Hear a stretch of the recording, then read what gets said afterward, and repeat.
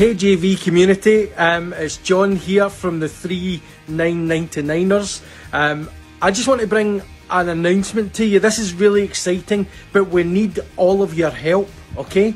There are 470 odd people and we need every single person to take a note of this email. In fact, while you're watching this video right now, I want you to send an email to this address. Now let me explain. We know that there's a certain person releasing a new album in the next couple of weeks. Well, the 3999ers, myself, Stuart and Rob, are also wanting to release a Christmas single.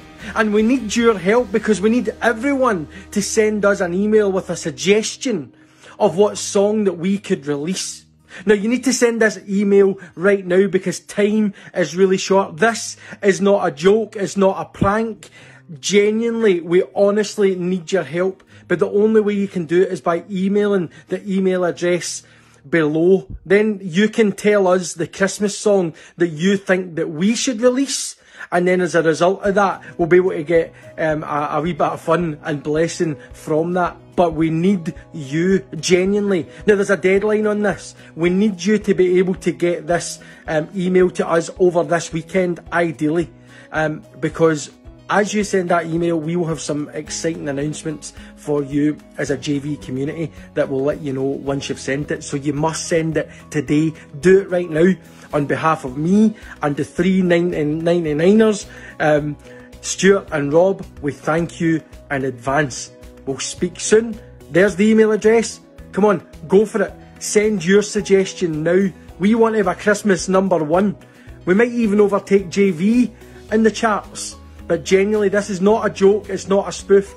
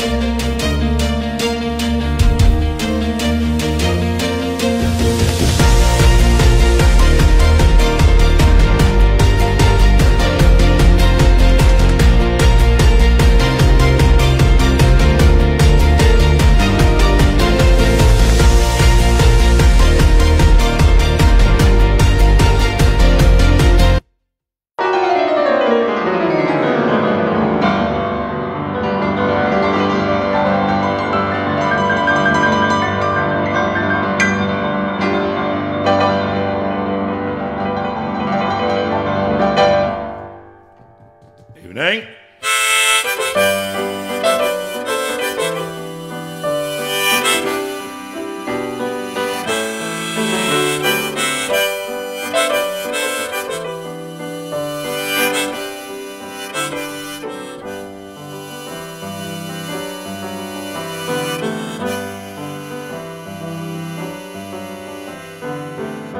It's 8 o'clock on a Sunday. Regular crowd shuffles in. There's an old man, he's sitting next to me, making love to his tonic and gin.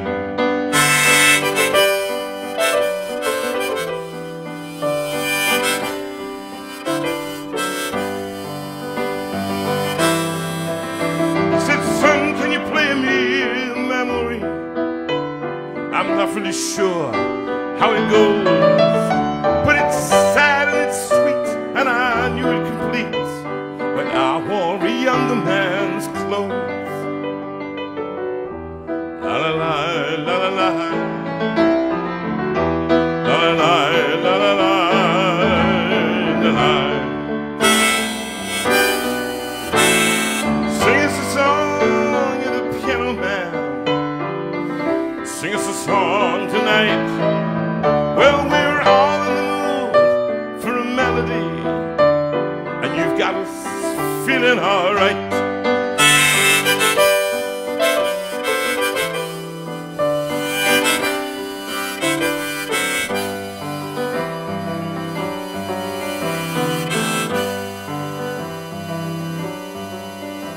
Now John at the bar, he's a friend of mine.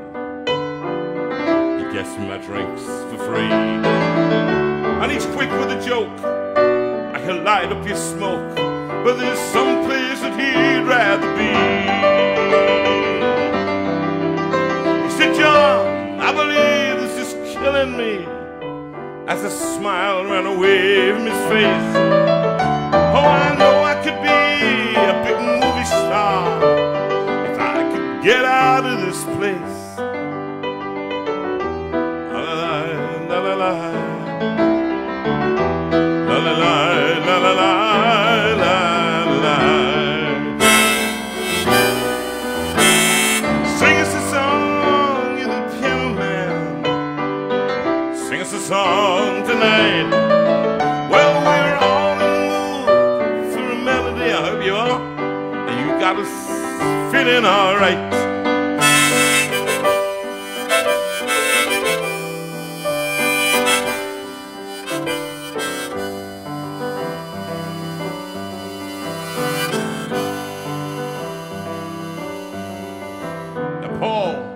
He's a real estate novelist who never had time for a wife.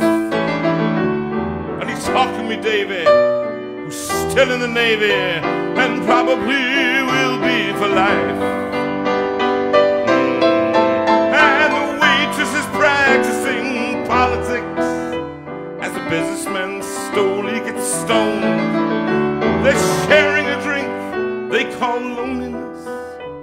It's better than drinking alone. La la la la la, la la la la la, la la. Sing us a song, you're the piano man. Sing us a song tonight. Well, we're all in the mood for a melody, and you've got us feeling all right.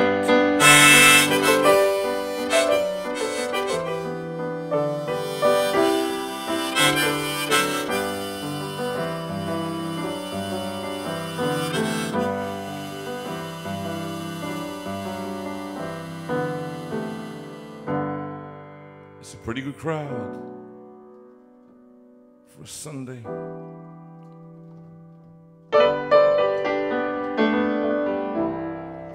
Manager, she squeezes out, after a terrible week, a smile.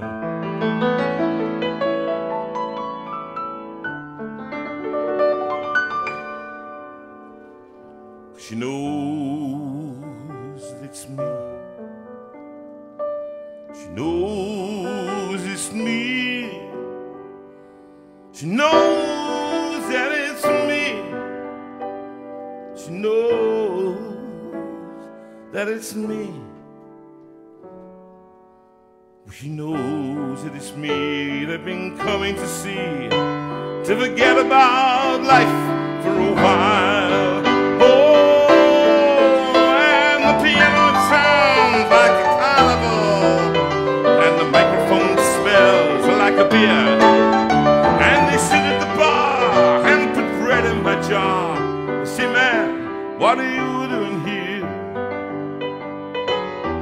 La la la, la la la. La la la, la la la, la la. Sing it now. Sing us a song, you're the piano man. Sing us a song tonight. Well, we're all in the mood for a melody, and you've got us feeling all right.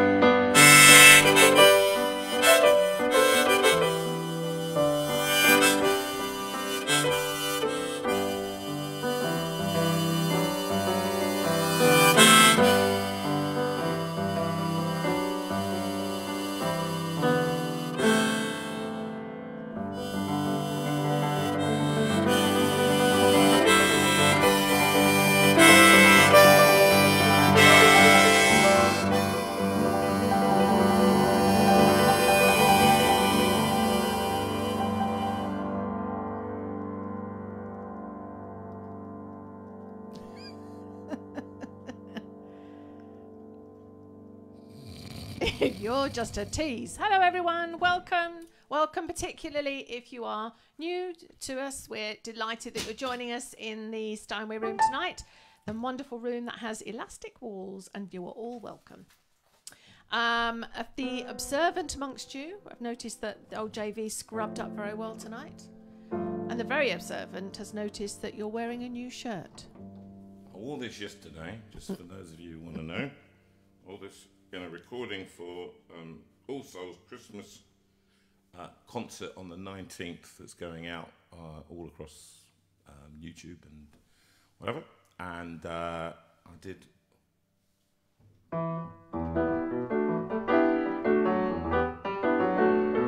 We three kings of Orient are bearing gifts, we travel so far. Field and fountain, moor and mountain, following yonder star. Oh, star of wonder, star of night, star with the royal beauty bright. Westward leading, still proceeding, guide us to thy perfect light. I'm not did the whole thing, but we did all. All 18 Melchior, verses, was it? Gasparus. Did you do different voices for each one? No, I didn't.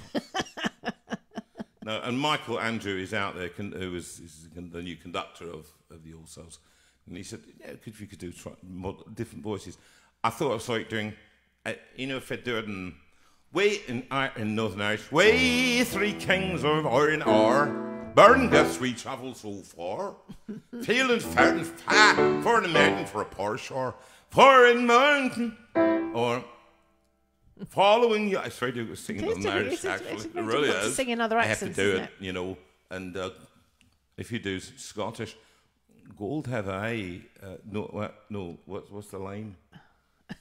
Incense, frankincense to offer have I. Incense says a deity nigh. Prayer and praising right away. All men rising, worshipping God Most High.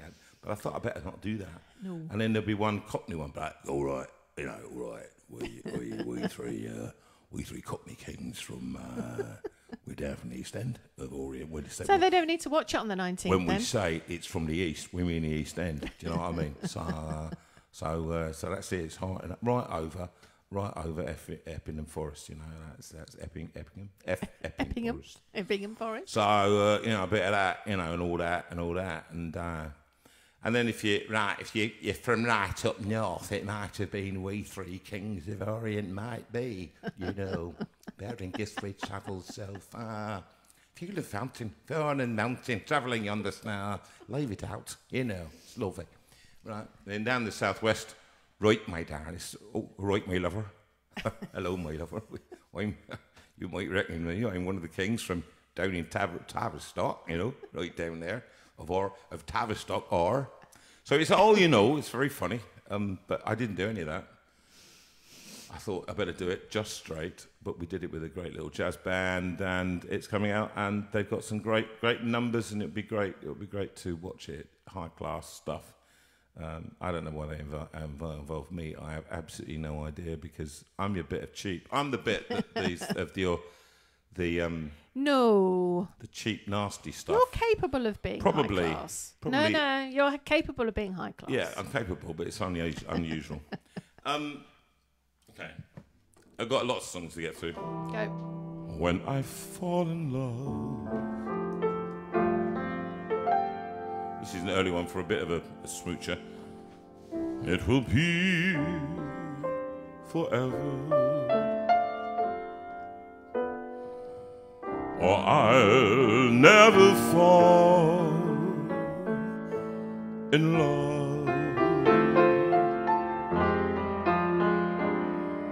In a restless world like this is, love is ended before it's begun, and too many moonlight kisses seem to cool in the heat of the sun.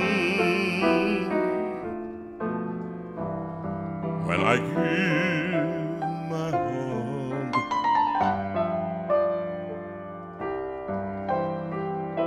it will be completely, or I'll never give my heart.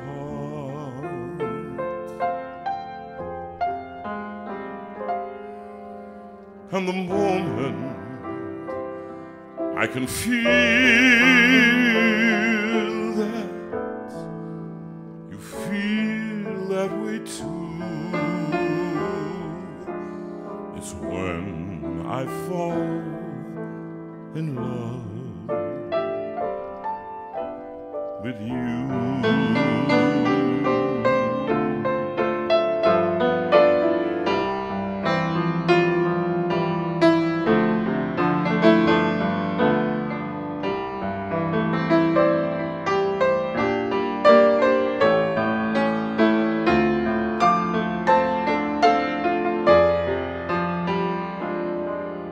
And the moment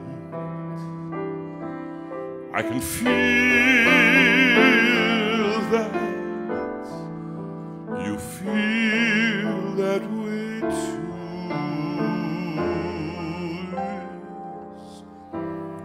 when I fall in love with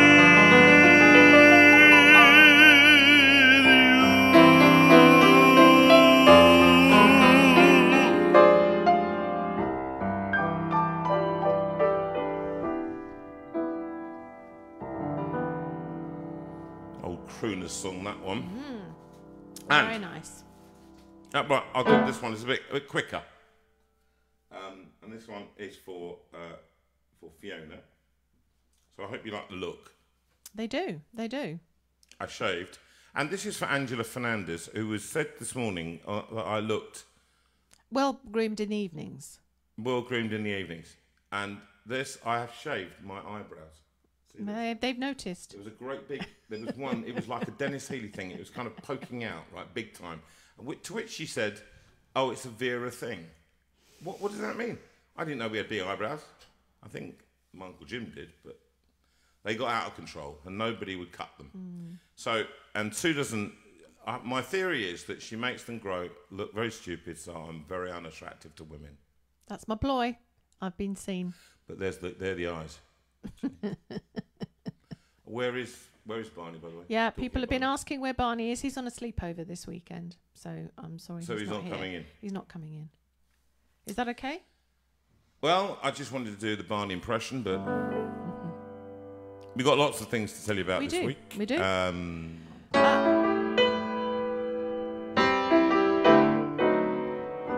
This is for Fiona Davis. She asked for it today.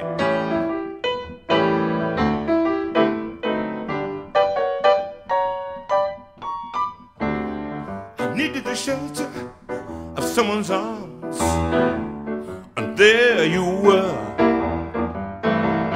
I needed someone to understand my ups and downs, and there you were. With deep love and devotion, deeply touching my emotions, I want to stop and thank you, baby. I want to stop and thank you, baby. Oh, how sweet it is to be loved by you. How sweet it is to be loved by you. I close my eyes at night, I wonder where I'd be without you in my life. Everything was such a bore, oh, and everything I went knew I've been there before. But you brighten up for me all of my days with a love so sweet in so many ways. I want to stop and thank you, baby. Oh, I want to stop and thank you, baby. Sing it now. How sweet it is to be loved by you. How sweet it is to be loved by you.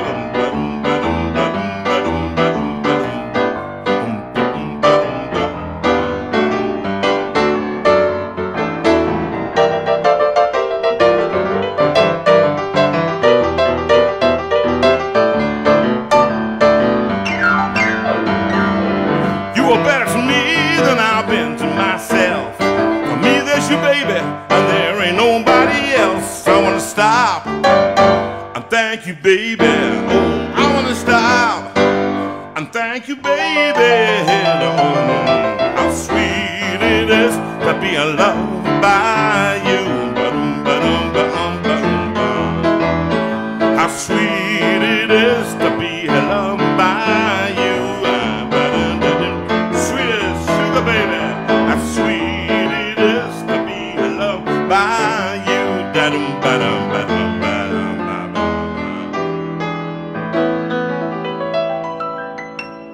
How sweet it is to be loved by Sue. Woohoo!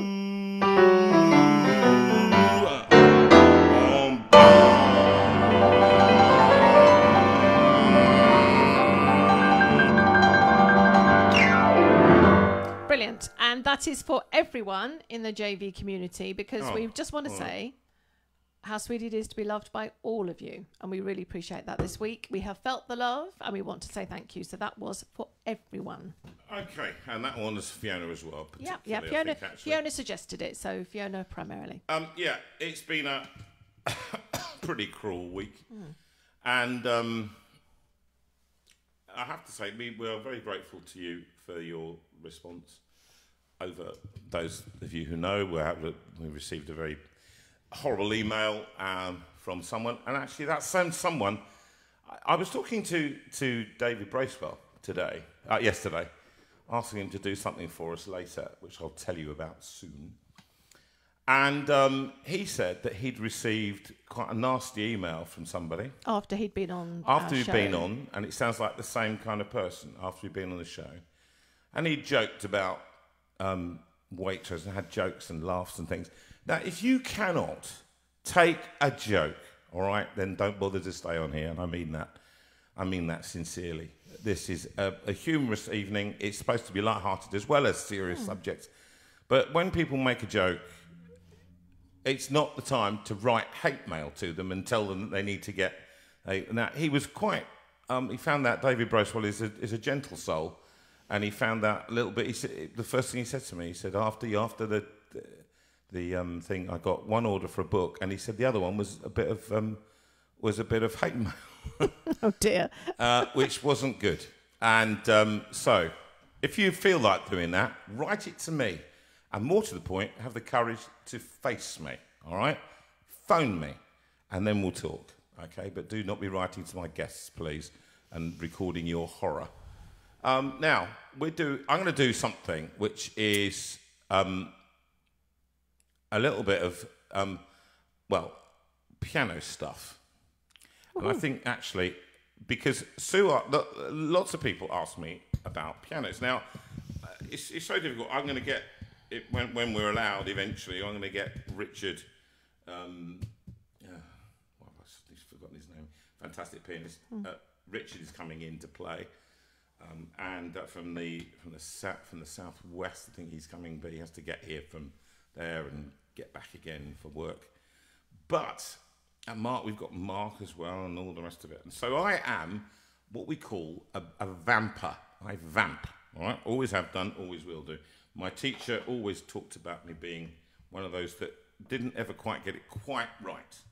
And so, but I fool most of the people most of the time, and I earn a living, as they say.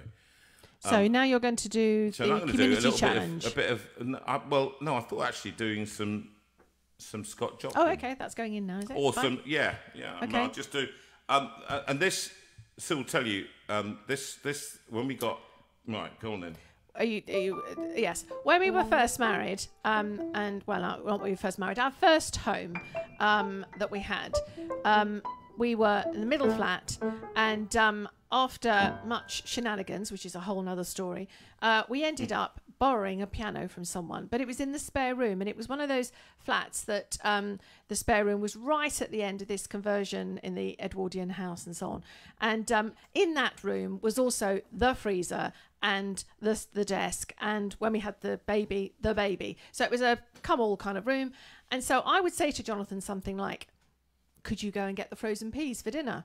And he would go up the corridor, and then I would hear the piano playing, because my husband cannot walk past a piano, and this is what he used to play. Only thing.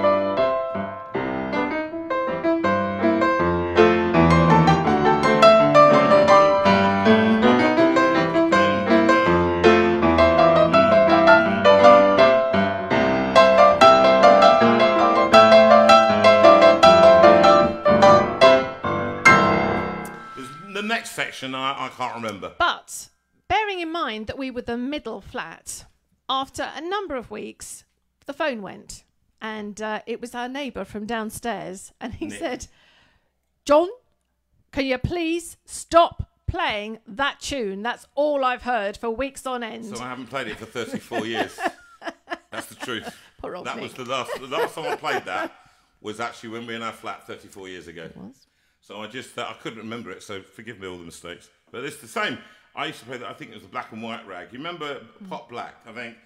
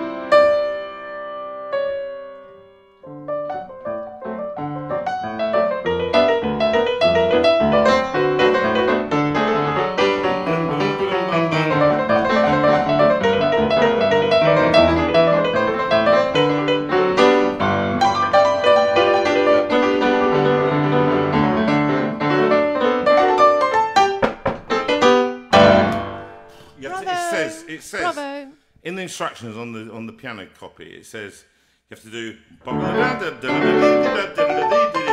knock twice on the piano, like that. And I could do the knocking twice. You have to do it knock twice. I used to break my knuckles because I'd miss and hit too hard. So I hope you've appreciated that. They have. They've enjoyed that very much. And when we get Richard in here, he'll show you how it's actually played. I'm really a crooner. That's my job. And neither Mark nor Richard can sing like I can. No, they can't. Okay, that's all I have to say. Somewhere over the rainbow. I'm going to start that again.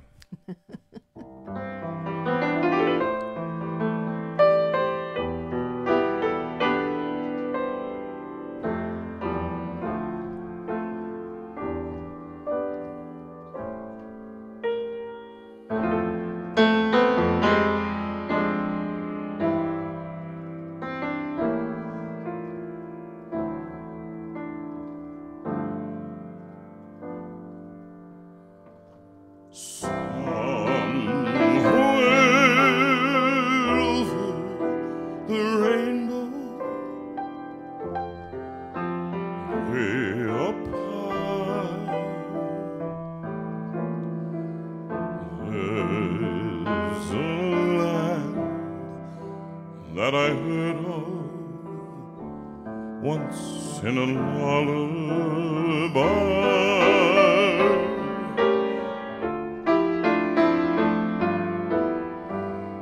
Somewhere over the rainbow, skies are blue.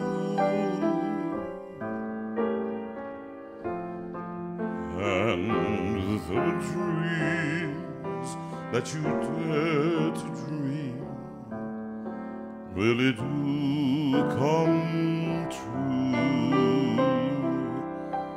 Someday I wish upon a star and wake up where the clouds are far behind me, where troubles melt like lemon drops away above the chimney tops. That's where you'll find me, somewhere over the rainbow. Bluebirds fly,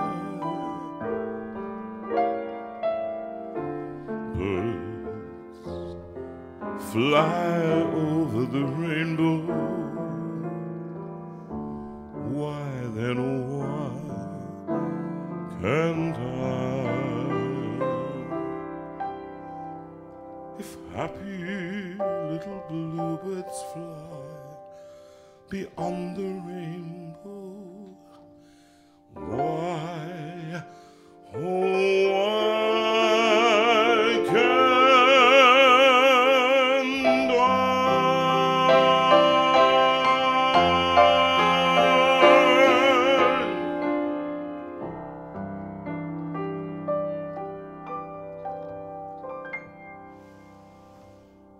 Lovely. Thank you, Jonathan. And Who was that for? that was for, is it Tisra or Tisra. Tisra, I think. A young lady who finds that a very soothing song 14 years old. helps her with any anxiety that she might be feeling. So that's for her. And for anyone else who might be feeling a little bit anxious And tonight. actually, and if I'm honest with you in saying that this song is, I think it's one of those songs that during this, well, let me put it bluntly. It's one of the worst times in our recent history. Okay, let's not undercook it. Let's not say it as it's not. Let's say it as it is. For those of us who've assembled around the JV community, and you know how I dislike the title, but I live with it, and I get it, and I get why we're the glue that hold it together. But you're actually holding it all together, you guys. It's you, the group. People who meet at 5 o'clock in the morning, David Goodwin of the 5 o'clock, the 3.99ers, the pointy, friendships, the pointy sticks corner, pointy sticks corner, the people who actually just want a bit of comfort and prayer, the people who want thoughts, people who don't pray at all but want to share something with you, people who are all included in this community. And I'm going to say it one more time, and I say it every week, and I'll keep saying it. This is a community of people with faith and people without faith, people with a little faith, and you're all welcome. It may not suit, and there are people out there who want it to be more religious or less religious. It's going to be exactly as it is. And you know why? Because I'm doing it, right? And if you don't like it, you can join another community. But we love what we are right now. People actually who, with our common humanity, come together at a time like this, right across the world, and right across from Australia. I know people listening in Australia are going to sing you a song, Chrissy and Lucas, today, and all over the world. We've got a couple of great guests for you tonight, and I'm going to phone one of them now. Now, just to give you a little bit of background, everybody looks at this. They do. Is it in the picture? I'm in the way, Rachel. You'll have to move me because I'm in the way of Zoe's picture. That's it. Thank you. Okay, so here's Zoe Matchett. Now, Zoe Matchett, it was influenced by Pablo Picasso, the three musicians that she was at school. She was I think she was 8 years old when she made this of me. Notice the triangular nose. Notice the triangular eyes. The bald head. The big stomach. The very strange mouth. The lovely moustache. All of that. Can you see all that? And I thought that was an axe to begin with. I'll have to be honest with you. It's a microphone. And she did this, framed it and sent it to us. And I heard just this week, she's up in Scotland. She's up in Scotland in West Kilbride, in fact. And I'd heard that Zoe ended up having to go into quarantine for 2 weeks. She's 13 years old. And I heard that she was being an incredibly brave girl and very brave soldier. And her mother sent this, by the way. She's been doing origami. And her mother sent this, Liz sent this joke. With so many sporting events cancelled, they're going to televise the World Origami Championship. And it's on pay-per-view. Pay-per-view. Liz, that's so bad. There's one other I'm going to just read, which is I quite liked it. And it made me laugh. Hold on, I think it's this one. Yeah. We were out burning ditches when my husband got stung on the forehead by a bee. Good morning from me. Good morning. This is Sunday morning. Why is that coming through? About 12. You got it through the phone. It's through the phone. I don't know what. You've got it on there. Oh, it's obviously on there. He's in the ER now. So, we're out burning ditches when my husband got stung on the forehead by a bee. He's in the ER now, face all bruised and swollen. He almost died. He was very lucky because I was close enough to swat off the bee with my shovel. Oh dear. Which I quite like that one. Right, I'm going to go to wait before you have to once I'm phoning her now. So stand by your phones now, Debbie, and let's have a look. Where are you, Deborah? There we go. And we're going to phone right now. There it is.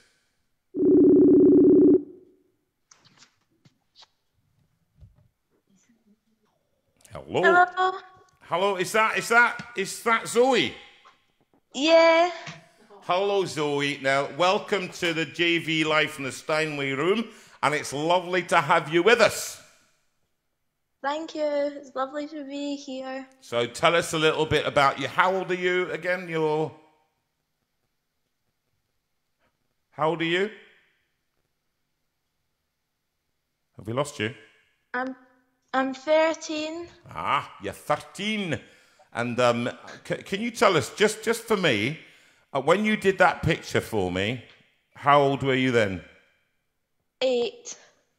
You were 8, and that's 5 years ago. Hey, can I just say that it looks exactly like me, Zoe? All right? Okay, thank you, and thank you very much. So we've had you on our wall. I think you may even be in the album. I don't know. I think you may be. I can't remember now the new album because I think the picture was taken with maybe it was with the background. But you have been immortalised, my darling, forever now. People will go, oh, so we match it, all right.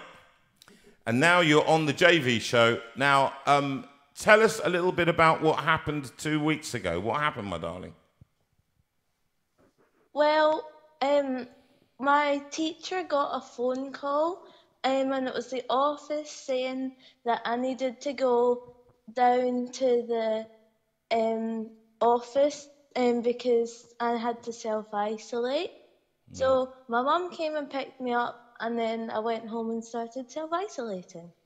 So it's very difficult for us because we live together, you know, Sue and I live together, we live in the same house, and we haven't had to, what does that mean? What does isolate mean from everybody else? How many, first of all, how many brothers and sisters have you got? I've got one brother and one sister. Right, and a mum and dad, and so what does it mean for you being isolated from them? What does that mean? Well, I'm not allowed in the same room as them. I can't hug them or go closer than 2 meters towards them. I'm not allowed to leave the house or the garden. And I have to wipe down everything after I touch it. Oh. So that has... So what did that make you feel when you heard that? Quite sad, but also I didn't really know what all of it was, so I just kind of wanted to know all I had to do. Yeah, that's the kind of girl you just wanted to know what to do, but you felt sad. Were your mum and dad very sad as well? Yeah. Did you have a cry? Did you have a cry, both of you? I'll leave it, yeah. Yeah, that's all right, because I would have cried too, I have to say. But when I heard about you, I heard about how incredibly brave you've been in these 2 weeks, and you've just done the right thing, haven't you, all the way along? Is that right? I hope so. Well, I think you have. What have you been doing with yourself? What have you been doing with your time? Well, at the beginning we prayed, because we're Christians, and we prayed and asked God what He thought I could spend some of my time doing. Yeah. And one of the things we felt was I should start reading the New Testament. And Mum and Dad said that they were doing this thing in Advent where they were reading the New Testament. Yeah. So I've started doing that, and I'm going to read parts of it each day until Christmas. Wow, I hope you're all listening to this out there. I hope everybody in this community is listening to what she just said then. She's just repeat it for us. What are you reading? The New Testament. Right, and so right from the beginning, are you reading it right through? From the beginning to the end? Right, yeah. So you're going to come across all the stories through the Gospels and the good about the birth of Jesus in some of them. How far have you reached? I've nearly started Luke. Very good. That is very good. So how long do you spend reading it? About 20 to 30 minutes a day. That is very good. And you'll learn an awful lot, actually, of the Bible text, the New Testament text. That's fantastically done. And what else have you been doing? Because that's 20 minutes there. So because there are 24 hours in a day. So what else do you do? Well, I've done school work because my school has sent me some work. I've spent more time playing the piano than I would normally because I've got more time. Yes. I've been reading a lot of books.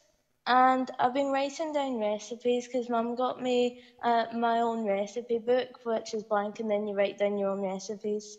So, okay, have you got your book there with you? No, it's upstairs. Oh, that's a shame because I'd like. Can you remember any recipes that you think, oh, I fancy doing that, or you've done that, you've cooked it? What have you done? Well, today we used 3 of the recipes that were in it for dinner. Oh, go on. What did you have? We had chili with cornbread, and then we had grandma cake for pudding. Did you say grandma cake? Grandma cake. What's It's that? like What's that? it's a cake, and it's got raisins in it, and then on the top it's got chopped nuts and chocolate chips. Oh, Sue's sitting there, licking her lips. I'll tell you that right now. And there are people out there listening to you right now, going, "Yeah, I could have some of that. That sounds great."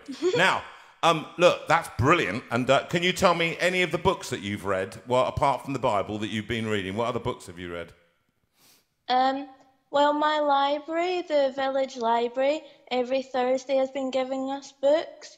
So, and it's just like random books that they think we'll enjoy. So I've been reading those ones, which I can't quite remember the names. Doesn't matter. My mum and dad got me an Eat Right, Swim Faster book because I'm a swimmer, and it's all about food nutrition and stuff to have at competitions and before training and things like that. Listen. Do you want to come and live here in Guildford with me? Because I think I need you to train me. All right? I think you sound like a really... Because what I'm doing at the moment to lose weight, I'm doing rowing in my studio, okay? So I'm rowing really a lot of miles, and I'm trying to lose weight. People should have commented already, by the way, how much weight they think I've lost. Look at me. Tell me, look at my face. Look at that. Look. There we are. I don't mean You're lost in weight. looking very good. Yeah, thank you, Zoe. I love Zoe. The right is thing to say. My favourite person. All right. Now, what I was I'm going to come back to the piano a minute for a bit, because can you remember that piano that people are looking at there? Who brought you that piano, Zoe? You did. I came all the way up from Guildford. I found that piano, and it was a story. I gave a singing lesson to someone, and somebody said, "I don't know how to thank you." And they said they'd been mentioning to me about this piano that'd been sitting in their room. And I said, "I'll tell you how you can thank me. I'll come on Thursday and collect that piano, and then I'll take it." And I knew that you guys wanted something, and so I took it in. And you remember coming and playing it? Yeah. In my studio. Remember that? And then I came up to Scotland. Yep, I do. And then we came up to Scotland, and you started to learn the piano really properly, didn't you? Yeah. So what grade have you got to now? Are you doing graded exams? Well, like just before lockdown started, I was doing grade 3, and I didn't do the exam during lockdown because it wouldn't have been the same. No. But now I've started learning the grade 4 pieces. That is fantastic. And I've heard a little bit. I've had a sneak preview. I asked you to record a little bit of music for us so that the listeners could hear. This is what Zoe has spent her time practicing while the other kids, I presume, are at school, and you could go down into the lounge and practice on your own. Is that right? Yes.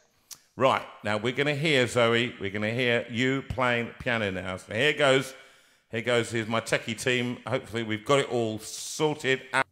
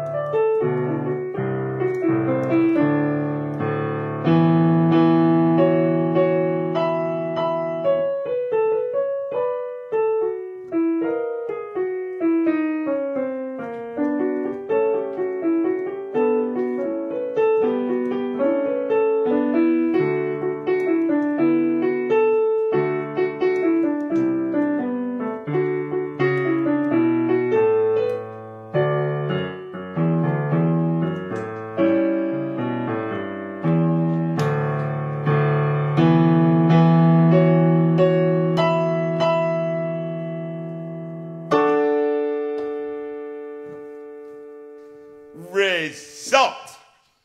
That is, you practiced so much for that, haven't you? My goodness, Deborah. That is fantastic what Zoe's done, isn't it? Goodness gracious me. I'm very proud of you, Zoe. Thank you. That's.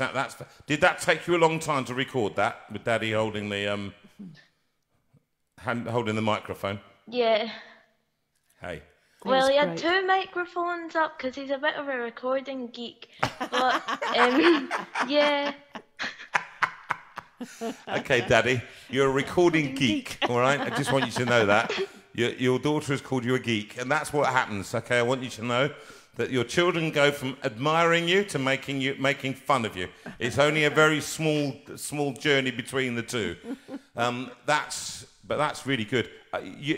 Would you like to keep practice? Are you going to keep going playing the piano, Zoe? Yeah, I am. That is a very that's the answer I want, and it's going to help you all the way along. And I'll tell you something: when you get older, you'll be one of the only people that you know that play the piano. All right, so few people now play the actual piano, and I'm so thrilled that you've done what you've done. Now, look, we've got to end this interview, but I just wanted to know whether there's something that you'd like to say to people out there who are on their own, and some people are quite old and they can't get out. They've been isolated for weeks and months now, since March, and they're feeling lonely, and they're feeling, you've done 2 weeks, you're 13 years old. Do you think, if you got anything that will make them feel stronger and make them feel better, do you think? Well, just they can do it, and see, I heard about this thing where there was someone who was just phoning random people and going and telling them and asking them how their day was because they couldn't see people.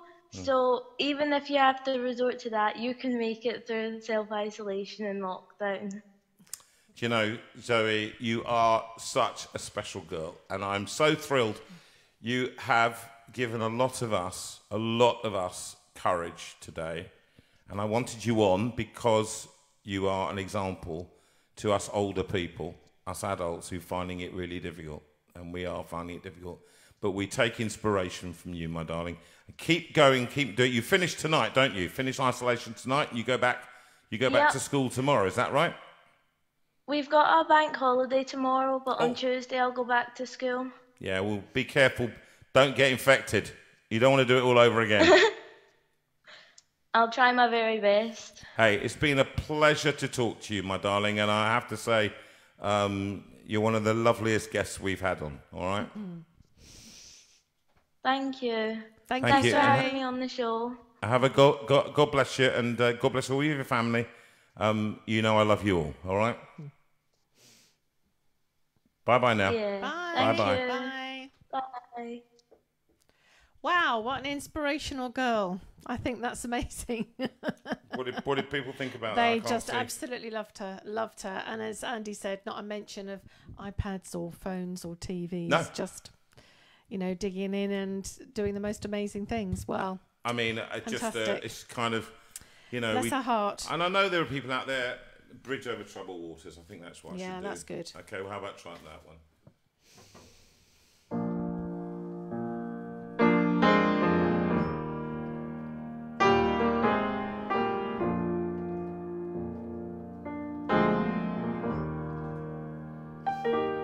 When you're weary,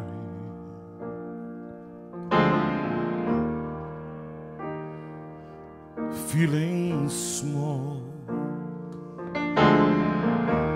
when tears are in your eyes, I'll dry them all.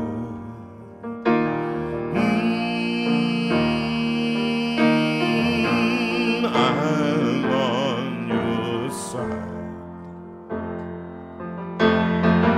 Oh, when times get rough, when friends just can't be found,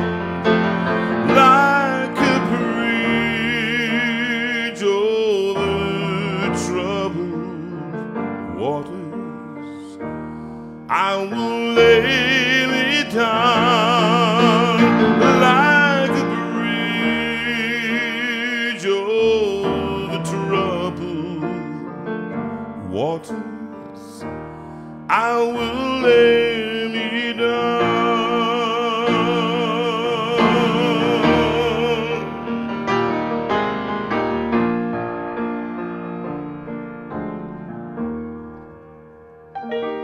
When you're down and out, when you're on the street, when evening falls so hard,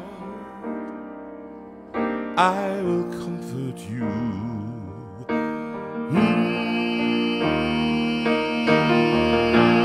I'll take your part. Oh, when darkness comes and pain is all around, like a bridge over troubled waters, I will lay me down like a bridge over troubled waters. I will lay me down.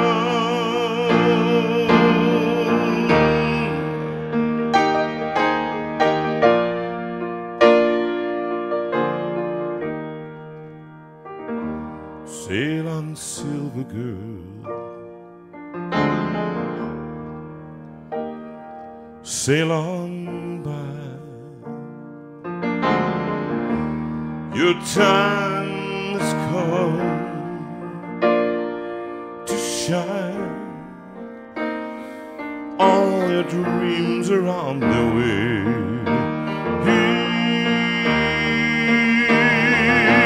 See how they shine. Oh, if you need a friend, I'm sailing right behind, like a bridge over troubled waters. I will give you mine, like a bridge over troubled waters. I will give you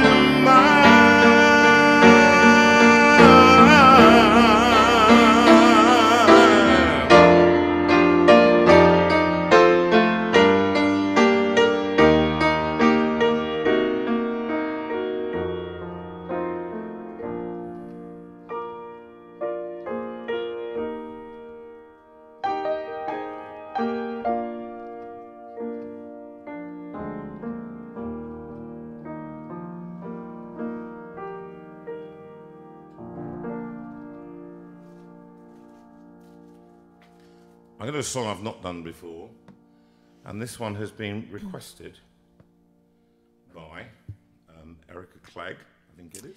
Yes, Erica, you are off into hospital tomorrow. You are. To have your hand operated on. So we send you prayers and positive thoughts. And it's going to be a difficult time. It and is. It's no other way. I said this to you. It's going to be difficult. I mean, and you know, I can tell it's difficult when you want to say something. It's going to be helpful, and I don't want to be a Job's comforter, and I don't want to be the right, wrong kind of thing. It's going to be difficult, and you're going to need help. And I think your husband is a bit of a helper. We're going to miss your embroidery, that's for sure. Oh, speaking of which, Erica is the lady who has made these amazing crosses, and she is for a donation. She is sending you a cross, and the donation can go to the You've Got a Friend Fund, which we will talk about immediately after this is finished. Don't forget those. Okay, this song. So I've not played this song before. Can I just say, it's not just for Erica. I'd also like to dedicate it to someone else who's going to hospital this week. Alan, you're off in to have your hip done on Wednesday. So again, we're going to be praying for you for Wednesday and sending you positive thoughts. And dear Graham Harrison, you went into hospital to have a blood test and you keeled over and you fainted. So you've ended up in there. So we are thinking of you as well. So this song is for all of you, and it's called... It's called On Eagle's Wings, Eagle's and I Wings. don't know it. And I'm But it's just a literally, beautiful I'm start tune. reading. Could you come and turn the pages I for me, can. please?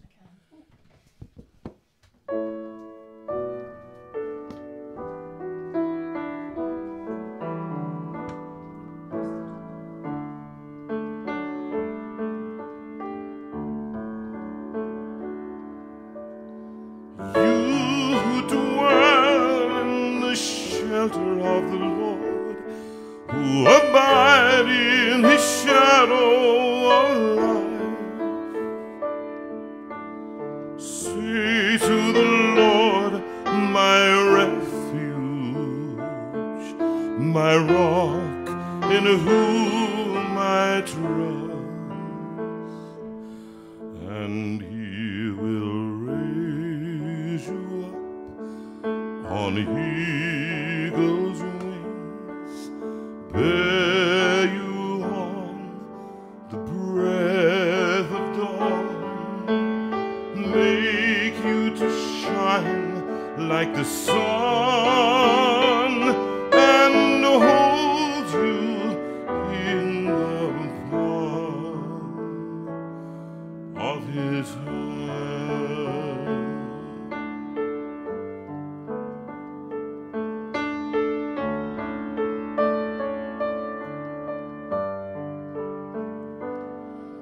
The snare of the fowler will never capture you, and famine will bring you no fear. Under his wings your refuge, and faithfulness your shield, and he will raise you up on eagle's wings, bear you on the breath of dawn, make you to shine like the sun, and hold you in the palm of his hand.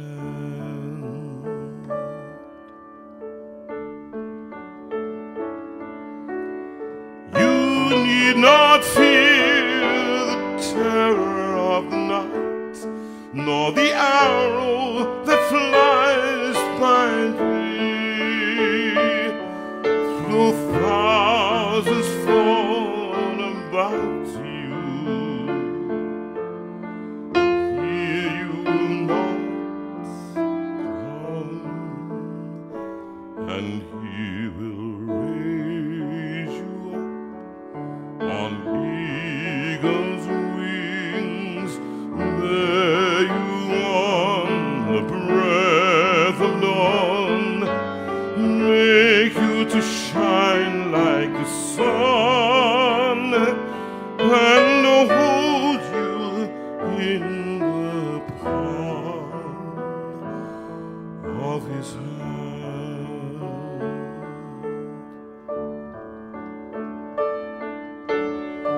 For to his angels he's given command to guard you in all of your ways, and on their hands will bear you up, lest you dash your feet upon the stone, and he will raise you up on the eagle's wings, bear you on the breath of dawn, make you to shine like the sun, and hold you in the palm of your hand, and hold you in the palm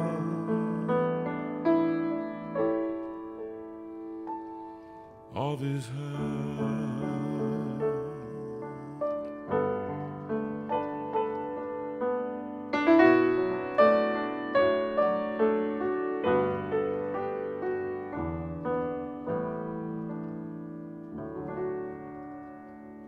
first time I'm reading through that one. Hope you enjoyed that one, all of you. King of Kings, Majesty, God of heaven, living in me, gentle Savior, closest friend, strong deliverer, beginning and end. All within me falls at your throne, your majesty.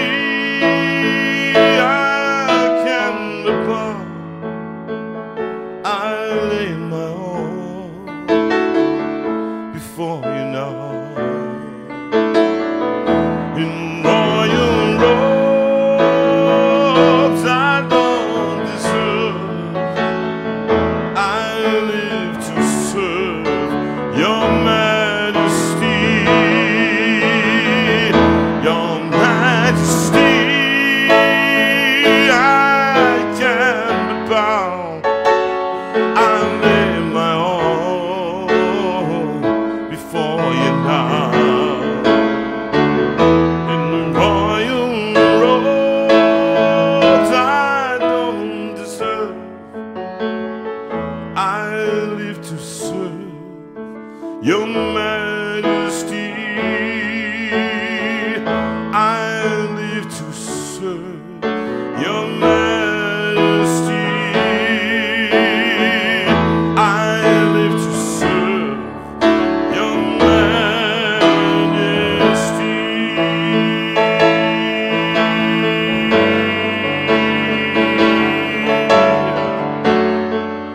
Your majesty.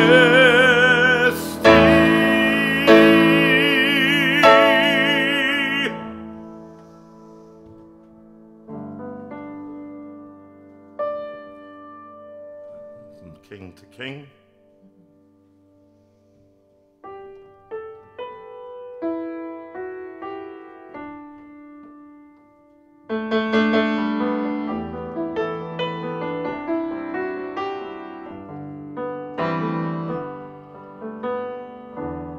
When I feel I can't go on, I need to know that I belong. When everything right seems wrong, you carry me. When the road ahead is rough, I'm so close to giving up, I fall into your arms and you carry me. You watch over me every step I take, every breath I make. I believe you watch over me every step I take, every breath I make. I believe, I believe, I believe, I believe. Oh, I give all I am to you, and I trust you'll see me through.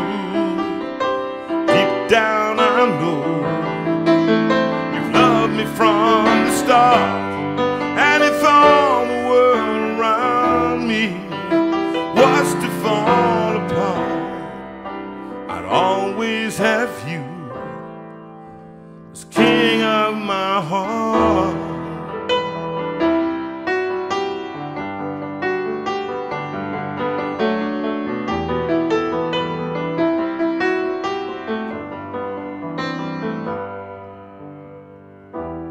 You made all the flowers grow.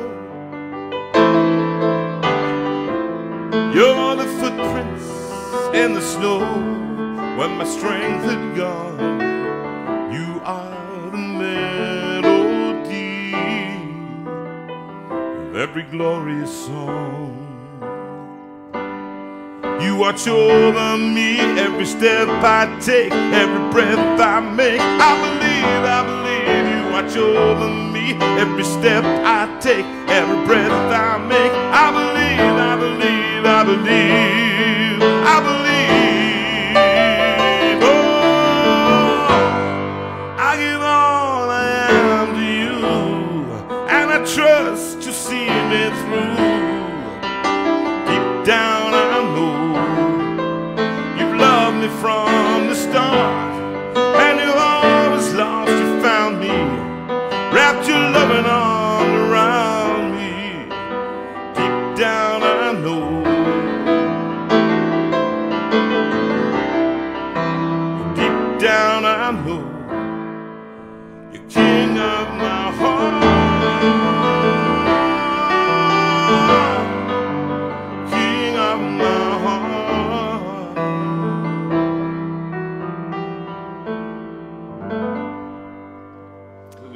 Both of those. So I wanted to dedicate King of My Heart to Jill Hatvani, because I know you love that one.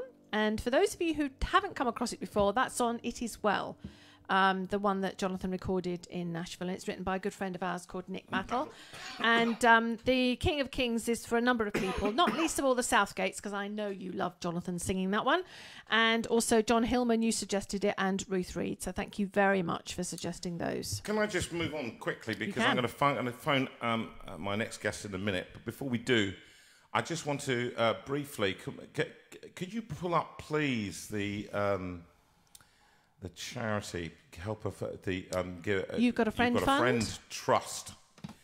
You've Got a Friend Fund. There we go. Now, That's it. just to fill you in on this, we have been blessed this week. We're giving more money to that. We've got some money that we have set aside to start that fund. And somebody else wrote this evening and has donated a nice large sum. It's not huge, but it's brilliant Really for us. helping It's us. great, absolutely fantastic.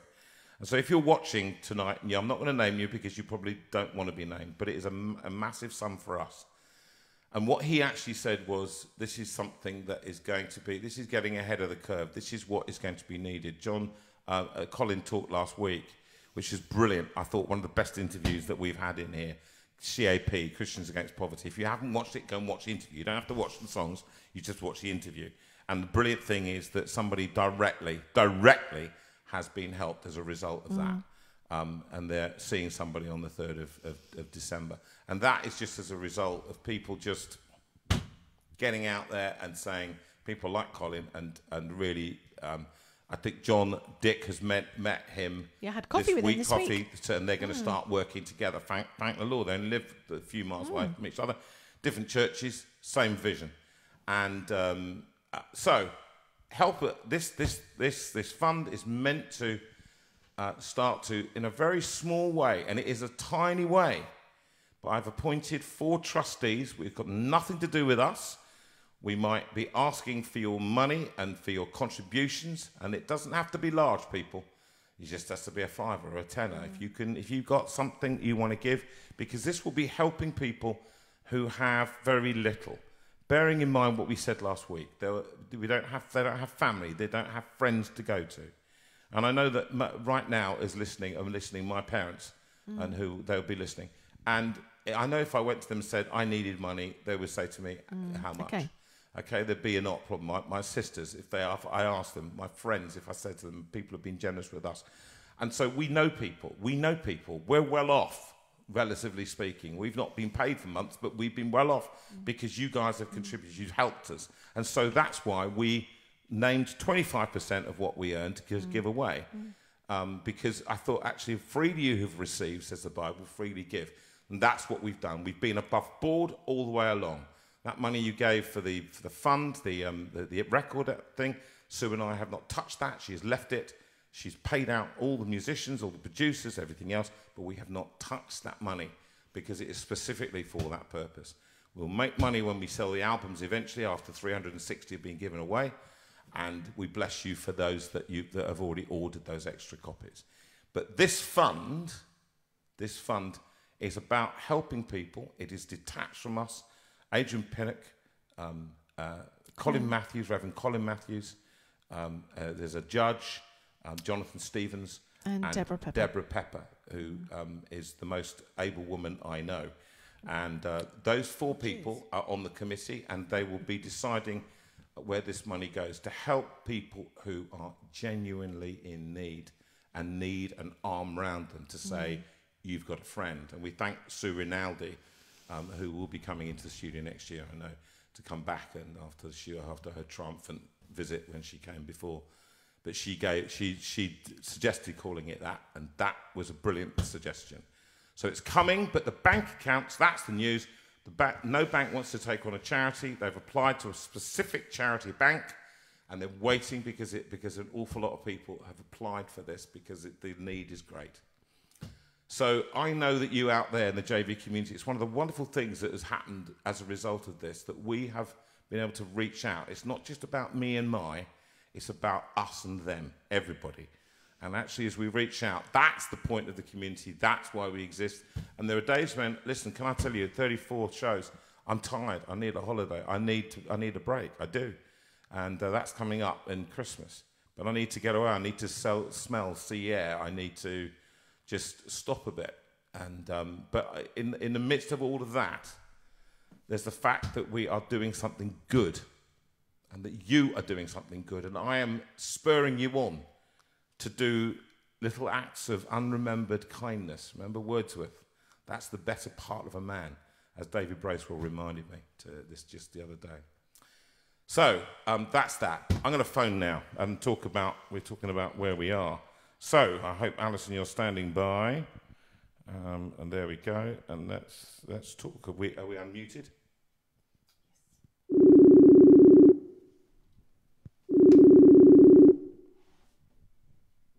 Hello.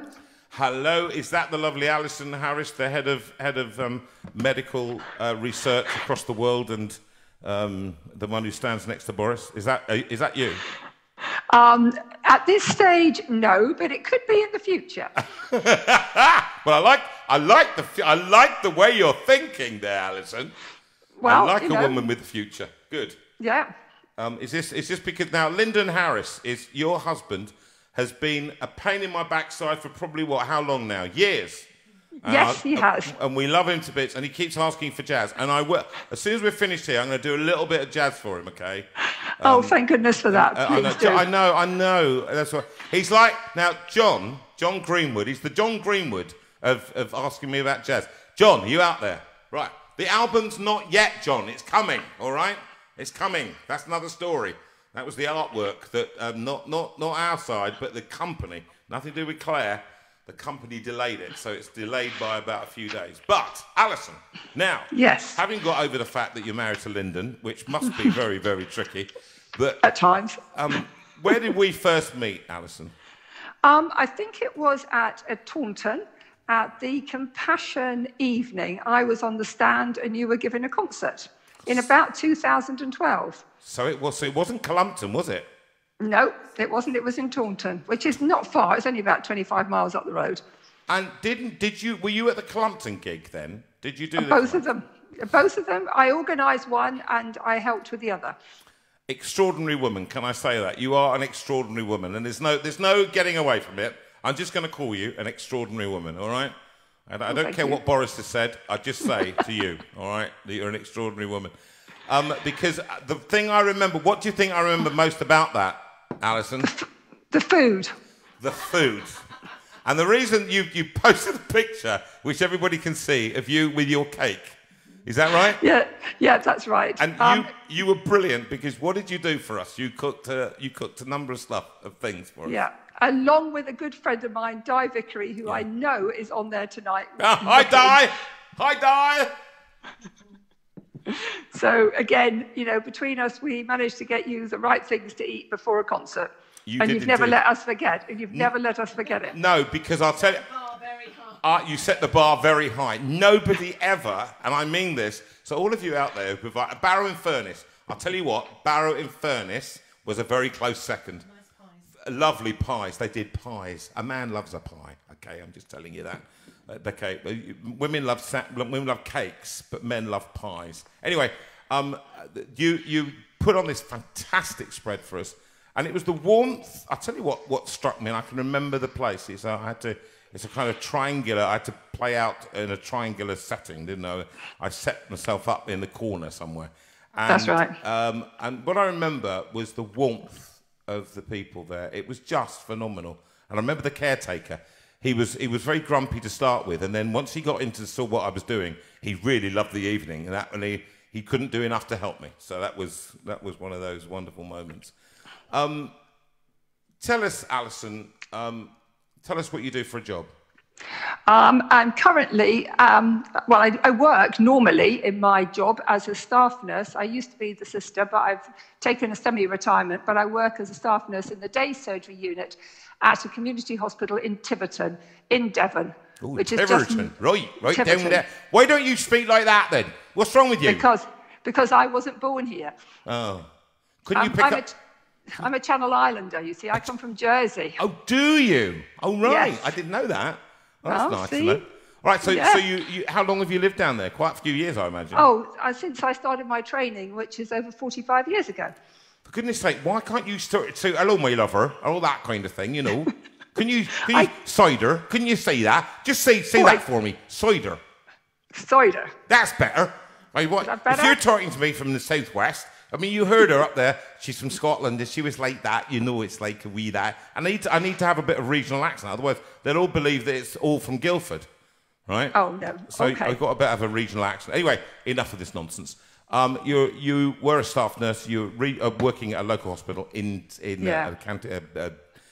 What is it? Is it a village hospital? What kind of it's a community. They call it a community hospital. But currently, at the moment, I'm being seconded over to work for the Occupational Health Department for Exeter to help with all the results for COVID staff that are testing positive or negative, and making loads of phone calls every day.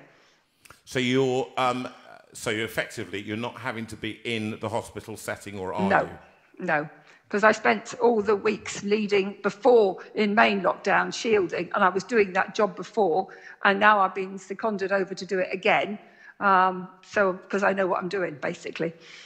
Yes, and you've been doing this, and as you say, you're semi-retired. You've been 40-something years in the NHS. Would that be correct? Yeah, over 45. I did 45 years last August. That's a long time to be in one. I was 35 years in opera, and that was more than enough. Do you feel tired from it, Alison? I do and I don't. 2 days a week is lovely, because that's all I do. Just the 2 days a week normally. I'm doing a bit more at the moment because of COVID, and it is just so manic. So tell us, in the Southwest, because the figures in the Southwest were considerably less than the figures up north in Liverpool and Birmingham in the Midlands. What's the situation there at the moment? What's on the ground? On the ground and running, we are trying to curb it. I think the population on the whole are behaving themselves down here. I think we're very rural, so we're very fortunate. Yeah. But I think we did have a big spike when the students started at Exeter University in September, and that did cause a lot of concern for the city of Exeter. But now the problem is that the patient numbers are creeping up, so therefore we have got staff are going off sick because of lots of positive patients, positive staff, and for every positive member of staff, there is a certain amount of stuff that we call contact tracing. So we have to contact all the staff members that have been in contact with that positive member of staff, and if they are seen to be a high risk, like they've been in close contact with them, then they have to go off isolating. So we do have a staff problem, but generally the population, I think, are getting to grips with it. I just said to Lyndon, if people remembered, if you're 1 meter away, please wear a mask from somebody. 1 meter mask, it's not difficult, and a meter and mask. And if you're, 2 meters away, if you don't want to wear a mask, stand 2 meters away. Yes. Don't all crowd each other. And I think if people just learnt that simple remedy, then it would help. When you're you talked about the shortage in the the implied shortage of staff. Are you having to get a lot of bank nurses in, or is that the issue? Can you not get them down there? What is the issue in the wards? Well, I have to be quite honest with you, Jonathan. I don't see a lot of what happens on the wards. I know we've had to turn over a number of our wards in Exeter Hospital over to COVID wards, and they are short-staffed.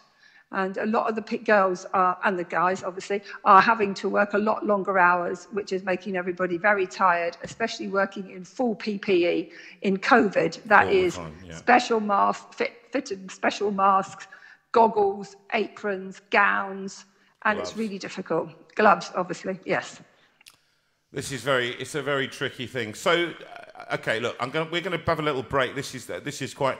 I wanted to get was a suggestion from your husband on the front line. He called it on the front line, and I want to get people actually over the next few months coming in who have different views on this. Just before we start, just before we go into the next song, do you worry about the staffing levels? Do you feel you can maintain what you need to down there in the southwest? I hope so. I think I think we are trying to be so on it on occupational health, working quite long hours every day. Yeah. It's a minimum of a 12-hour day.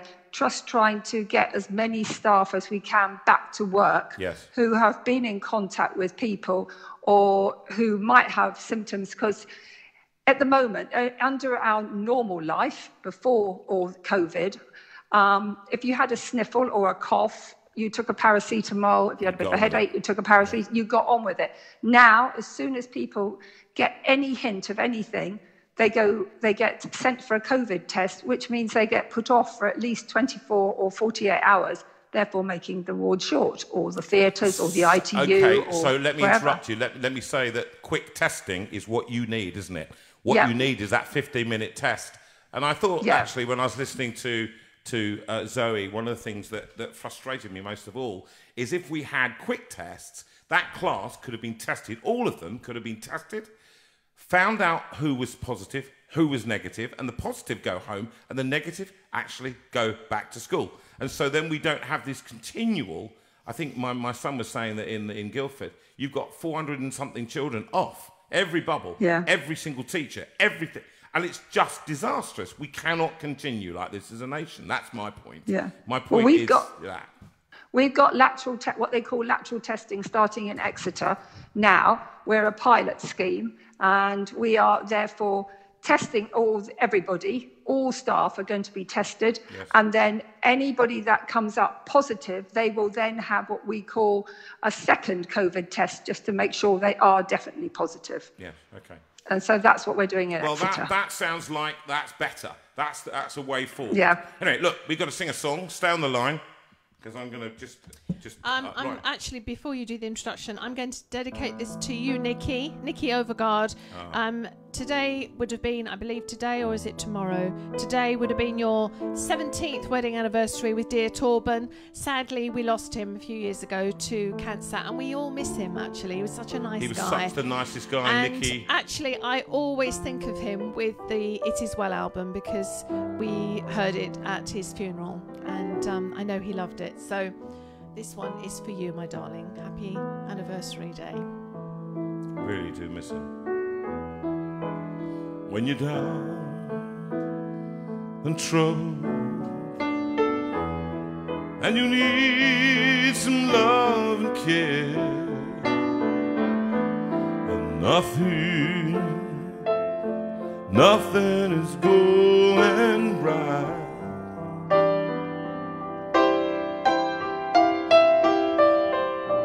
Close your eyes and think of me, and soon I will be there to brighten up even your darkest nights. You just call out my name, and you know wherever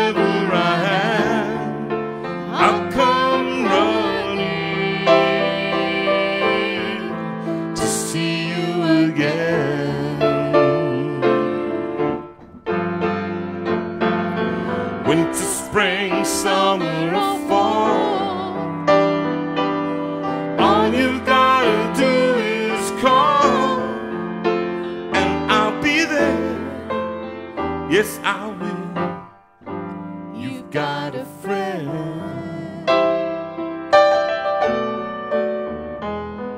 If the sky above you grows dark and full of clouds, and that old north wind begins to blow,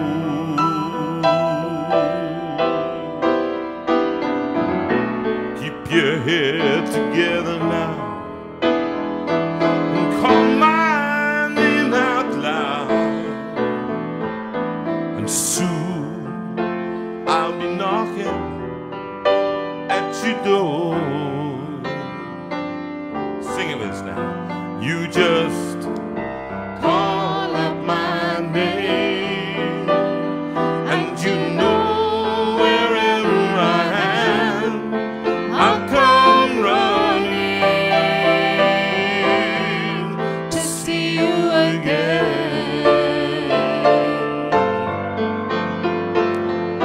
Winter, spring, summer, or fall, all you gotta do is call, and I'll be there. Yes, I will. You got a friend. You got a friend. Oh, darling. Oh, darling. You've got a friend. My sweet darling. You've got a friend. My sweet darling. You've got a friend. Last time. You've got a friend. One more time. You've got a friend. Keep going. You've got a I friend. can say stop. Last time. You've got a friend. And I've seen the video that Nick is making of this. Ooh, it's it's going to be fabulous. epic. Very You're going to be exciting. epic. Absolutely Very fun. And the exciting. album should be out with us by the end of the month. We're just hoping for that one. Don't forget also that the JV BBC Radio Sussex and Surrey Awards on the 30th, of this month. And you can see who voted for what and whether or not I won it and whether we won it, because it comes out as a we thing, you know, all of us. We won it, the community. So, Alison, you've got a friend. You've done so much over the years. You haven't been well. Does that mean you've had some kind of asthmatic thing that you couldn't get anywhere near where you were shielding? Yeah, I have asthma. They like to class me as high risk. I think I'm more of a moderate because I don't like giving in to things. Yeah. But yes, I'm the trust where I work say I'm a moderate risk, but I had one of those government letters that actually says I should stay at home. So I'm going between the two things, really. Yeah, I think actually what's interesting is that people are taking their own health in their own lives and they're working out what that means. They are, and I'm sorry, but that's the truth. A lot of people I know who got letters just said, I would rather, my life is actually, I can go out, I can be careful, I'm going out and be careful. That's what they're doing. And I think actually what's interesting is that, I mean, that is a problem, and there's no doubt that that is a problem for civic bodies when they try and have some kind of conformity. What do you think is going to happen over Christmas? I know what they said, but what do you think? I know what they said. It scares me what they think, what they're saying slightly. I think if you mix with what worries me, one of the things is if you're in your local tier, if you're down the bottom like we have been in Devon, and hopefully safer than some of the other places have been, is if they restrict you to stay within your own tier, then that might be slightly safer. But I wouldn't like to think that mixing too many households is a good idea. And yet they've talked about mixing bubbles of 4 and 5, 4 groups. So I'm just saying what the leaks have been. And, I haven't really read it because I read it all just in wait. detail because I like to be informed. And I think actually that one of the things is that I thought, here's my thought about it. You cannot scream and shout about how awfully dangerous this is, right? One cannot, as a government, scream and shout how terribly difficult it is and how dangerous it is, and then say to people, but you can have Christmas off because, in fact, the virus says, you know what, it's Christmas, I'll give you all a break. You know, Yeah. I won't. It doesn't make any sense. The logic of it doesn't make any sense. You know, that's for me. I don't know. The virus doesn't know it's Christmas. Exactly. Do they know it's Christmas? Does the virus know it's Christmas? No. I don't. No, it doesn't. And actually, so listen. Do you know what though? I think people will. This is what I felt. People would have been civilly disobedient. They would have actually gone against it anyway, and they knew there's a pragmatic approach to this that the government have to have. There is a big kick from the Tory, right wing of the Tory party to get rid of any tiered system at all. And the tiering system seemed to me to be the one that was working well. You know, it was decreasing. Yeah. You know? I think it was simple. You know, like for us down here, you could meet 6 people. Whether 6 people from too many households was wrong, but 6 wasn't a difficult number. No. But I think we have to look at Christmas seriously, and I know the friends I associate with and the church that I associate with, we would be very sensible, and we see it from both sides. There's quite a lot of nurses amongst us and teachers, and you know, we don't want to get it wrong. We don't want to end up. Okay, let me be controversial here though, but we're getting it wrong. I mean, it's going to be interesting because you won't know until there's been mass mixing. From people coming back from student university, children coming back from uni, and spreading back into the country. I teach at university, for goodness sake, Alison, on a Tuesday. I go into a big room with the Steinway piano, with masks and everything, screens and everything else, and I teach person to person in a university. I'm CKD stage 5. I've had no letter from anybody. All right. Oh. And so when I take my health a little bit in my own hands, and when we mix together, I would encourage people to be sensible. So we don't play cough and spit and lick the face when we are, okay, that would be my advice to people. We do stay away from hugging grandma. We try and explain to people, if we're going to touch people, we touch them on the elbow. We don't get closer to people than that. And we say, we as much as we can, we are sensible with what we're going to be doing. Would that placate a little bit of your worry? Yeah, I think so. I think each household needs to take responsibility, because at the end of the day, you have to think. My very, very good friend, she's like a niece to me. Before the first lockdown, she said to me, are you going to be shielding? I said, I don't know, Claire. I feel I need to work. She said to me, Auntie Ali, how many ventilated beds are there in Exeter? So I can't remember what they were. And she said, well, what happens if you were the next number up and there wasn't one for you? She said, I wouldn't see you. My children wouldn't see you. What happens if you didn't make it? And that was a real kick to me, you know, and it was like, well, what happens if I didn't make it? I would never see those kids grow up. They wouldn't see me grow up. They wouldn't be there. I wouldn't be around to watch them. And so it was quite a thing. So I think if everybody took that on board and thought before they did anything, thought before they went shopping, massing in Tesco's or wherever, and crowding and not thinking and not moving out the way when people go for a walk. There's loads of, we're very fortunate where we live. 5-10 minutes out of where I live, I can go for a walk in a nice field or something. I'm very, very fortunate. I realise that. And I appreciate people that live in the city or live in flats. I feel very, very sorry for them. And that is where I'm afraid that most people live in conurbations. They live in major cities. They live in blocks of flats. They live with 3 children, 4 children in a 2-bedroom flat. That's how they live. And so actually my problem with all of this is that eventually what's going to happen is that it's a matter, what you're doing constantly as a government, and this is where I have sympathy with them, is you are trying to cause the least damage possible. That's what you're trying to do, which means that certain scientists will say, no contact at all, and never do. Well, that's not going to happen. So forget that one. Forget that particular bit of guidance. But we want, Alison, you are balanced. I think you give us a good. Just one final word. You're a Christian serving in the NHS. Yes. Does that have any different aspect for you? Does it bring any other thing to bear to you as you work in this area on our behalf? Oh, yes, definitely. As a Christian, personally, I don't know how people get through life without being a Christian. That's number one.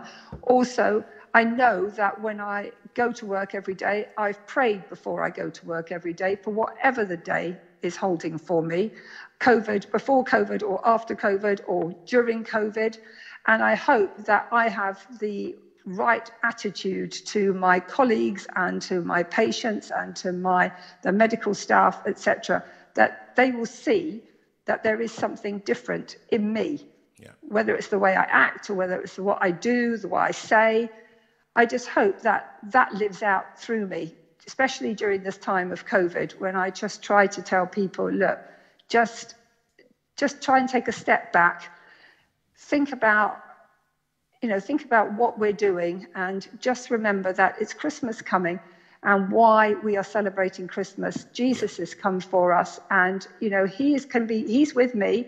He's with people like my good friend Di, who works with me, colleague of mine. They see a difference in us. And I think if people realize and could take the panic out of COVID by having this great being of God to rely on, Jesus to rely on each day as we go into work, I think, life would be a lot easier in our heads.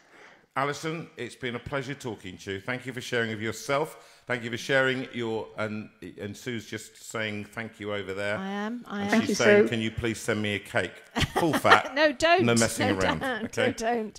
I need with cream, with jam, with everything. Are you hearing me? Are you hearing me? No, we're trying to lose weight. I would love to send her a cake. Tell her next time you do your concert down here, you will have cake. You will not know what to do with yourself. No, all right. Hey, we look forward to that day. And listen, Alison, bless you in your work, and thank you. Look after yourself. On behalf of everyone. everyone. And on behalf of us who you work for. Thank you very much. Thank you, Jonathan. Thank you, Sue. Bless you. Bye-bye now. Bye. I also just want to draw to people's attention that Helen Dodds has just found out that, and she's a member of the community, just found out that she has tested positive for COVID. So we want to think about Helen and her family, her daughter and her parents. She's a care worker in the home, so she's concerned about the care home. Stuart has also said, don't forget the NHS bursaries for his retreat. So if you want to know more about that, you need to contact our Stuart. Okay?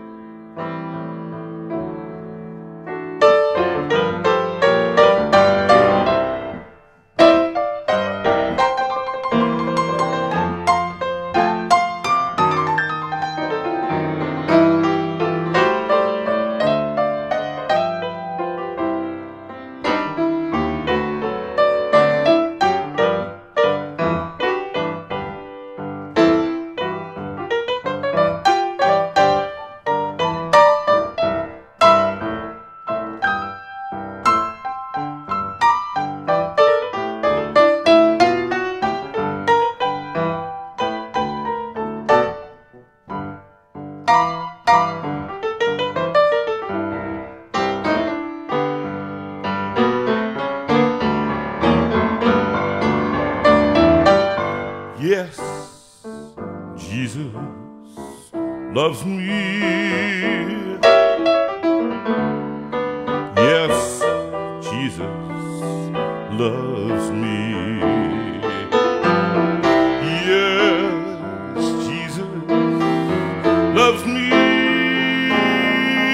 for the Bible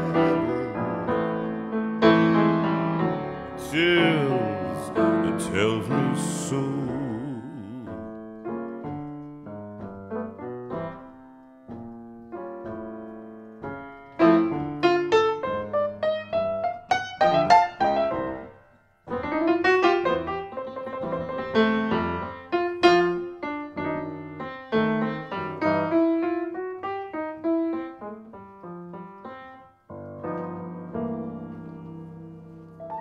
could only do a little bit of jazz, a little bit of kind of bleed thingy. That was just Jesus, just me.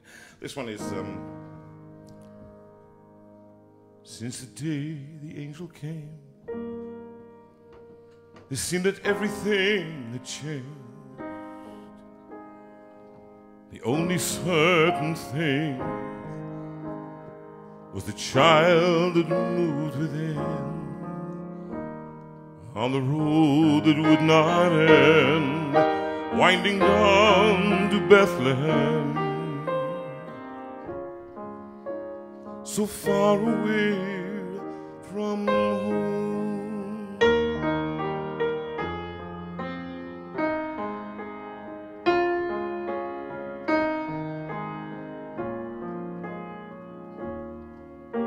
Just a blanket on the floor of a vacant cattle store, but there the child was born.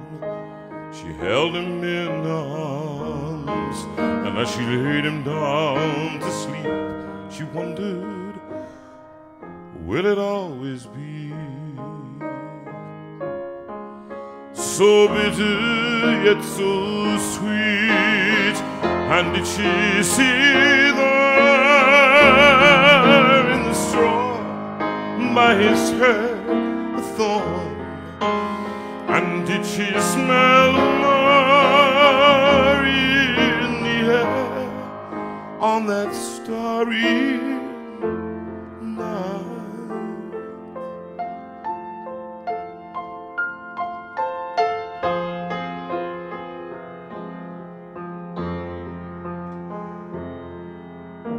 In the words of ancient seers, tumble down the centuries, a virgin shall conceive, God with us, Prince of Peace, man of sorrows, strangest name. Oh, Joseph, there it comes again. So bitter yet so sweet. And did she see there in the straw by his head a thorn? And did she smell Mary in the air on that starry night?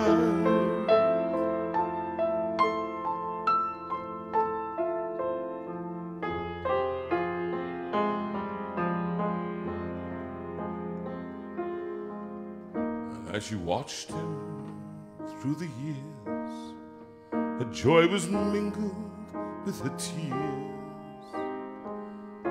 She'd feel it all again, the glory and the shame. And when the miracles began, she wondered, who is this man?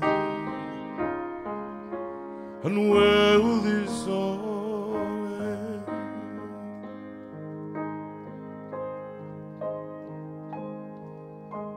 against the darkening sky, the sun she loved was lifted high,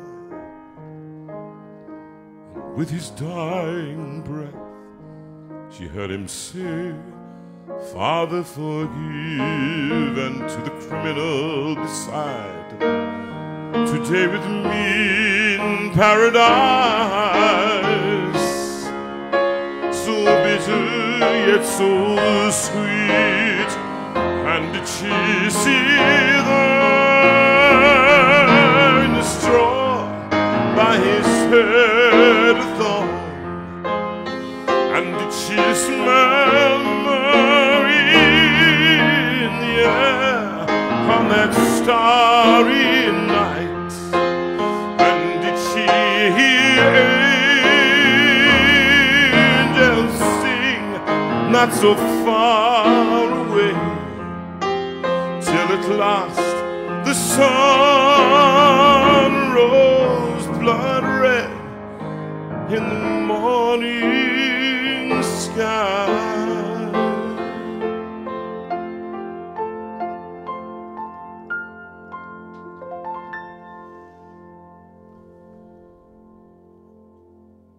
Oh, that is so beautiful. And yes, Graham Kendrick's best written song, I think.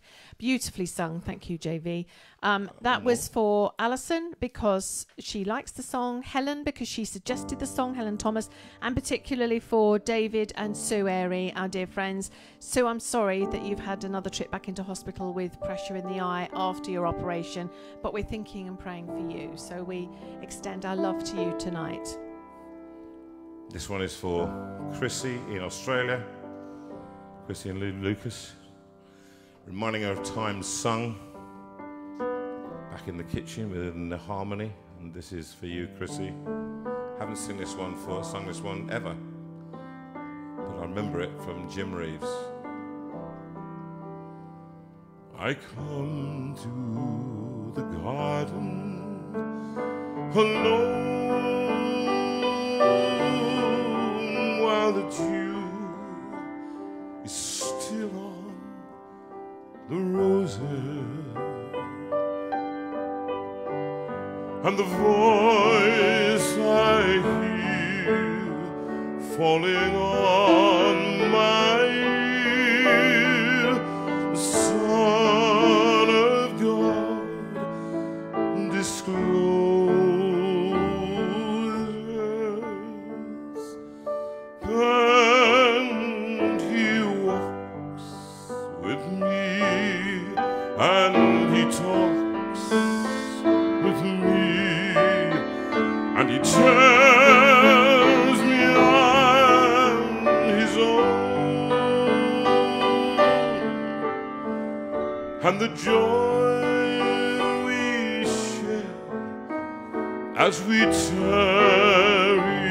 there, none other has ever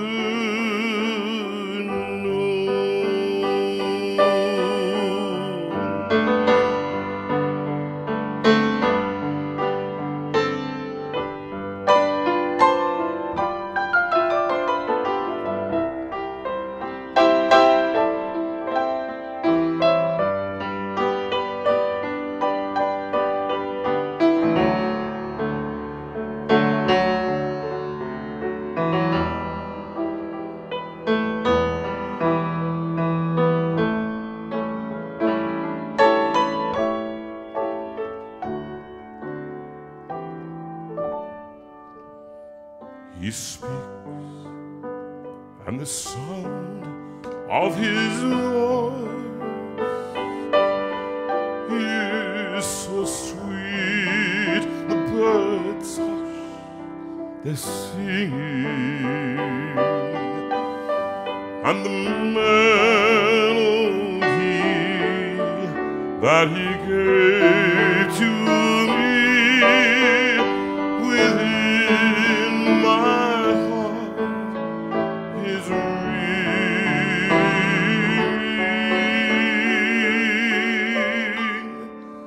and He walks with me, and He talks with me, and He tells me I'm His own, and the joy we share as we tarry there, none other has ever known.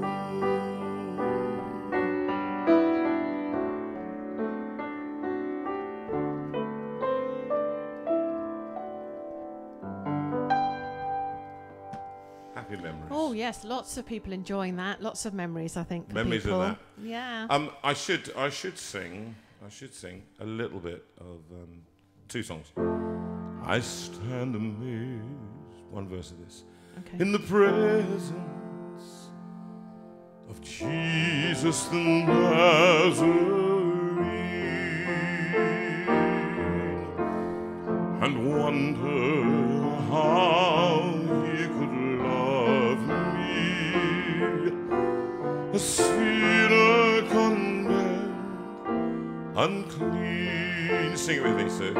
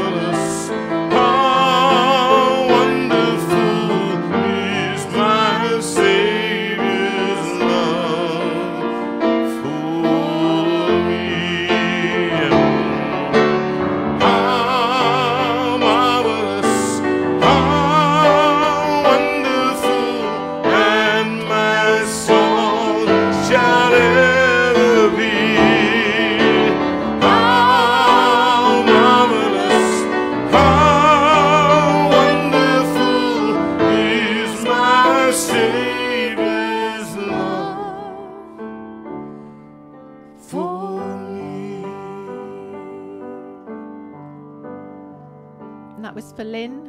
God sent his son. They call him Jesus. He came to love, heal and forgive.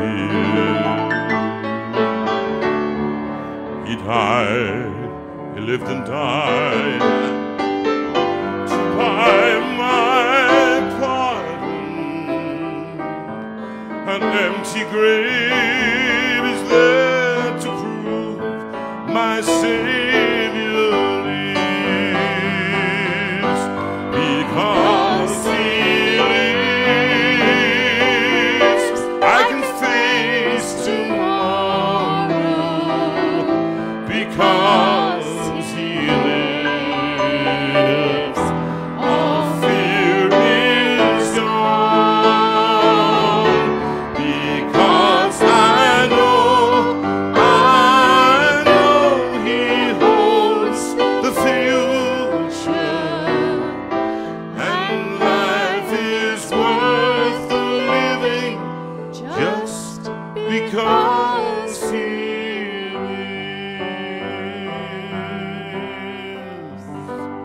And what I will do opera next week. I promise you. I had some Verdi here for John Hillman, I think it was, and Victoria, who doesn't like Mozart, but I'm going to sing Mozart anyway. Just to annoy you. Because she likes Baroque, and I'm not really a Baroque player. So let's just talk a little bit about December the 20th. December Yes. the 20th. Woohoo. Can we have that up on the screen, Yes, they're just bringing please? that up. You're going to bring that up for us? Very exciting. We've got, as you can see, 20th of December at 8 o'clock. It will actually be Christmas carols with JV. It will be a JV and wonderful family. and family, all being well. It will be a wonderful evening of Christmas carols. Christmas and carol. Christmas What we will do, readings. let me just say what we're going to do. Okay. We're going to do the first hour or so will be a formal carol service. We'll do it with lessons and carols, traditional carols, and I might sing something like the Thorns in the Straw. I'm going to keep it that way. I normally do a carol service at St Saviour's in Guildford, but we can't do that this year. And so with a big choir and everybody else. But what we're going to do is we're going to have some songs we may sing with the family in the bleak midwinter. We'll probably do that one together, and we'll have them all here. But they'll be singing, and they'll be wrapped up warm, and they'll be nice, and we'll have a fire, hopefully, and the fire... no, well, I don't know. We haven't got a fireplace in here, but Let's we'll not have a get fire a here. bit ahead just of right there. ourselves. We'll just light a match Yes, and just that's throw right. it on there. That'll be fine. Oh, there'll be twinkly but lights. There'll be all kinds there'll be of Christmas things. trees. And then we'll do a formal 1 hour.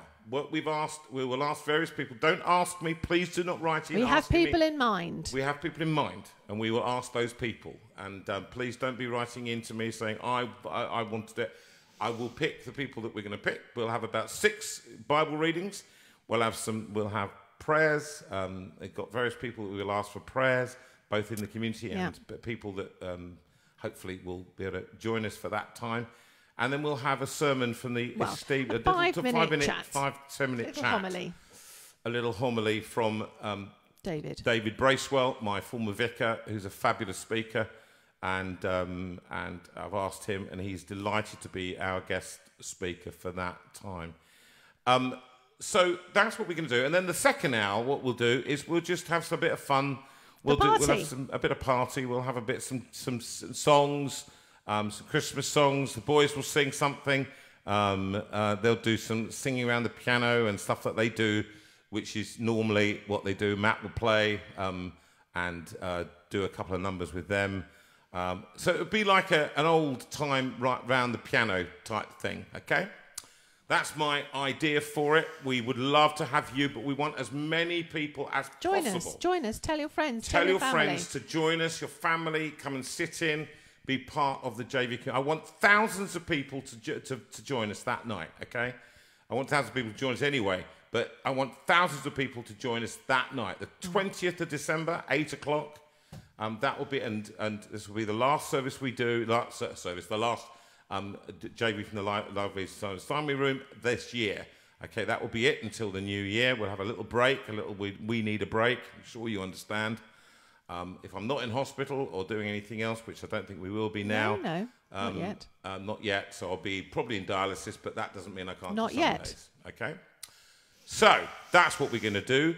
The album. Can we have the album up, please, my darling? Can we just talk about that? The Lockdown album, The Lockdown album. Those of you who would like to pre-order it, and many, many, many of you have, you go to the website and you can find it there and you can pre-order it. And we're hoping that it will be with us at the end of November, possibly the beginning of December.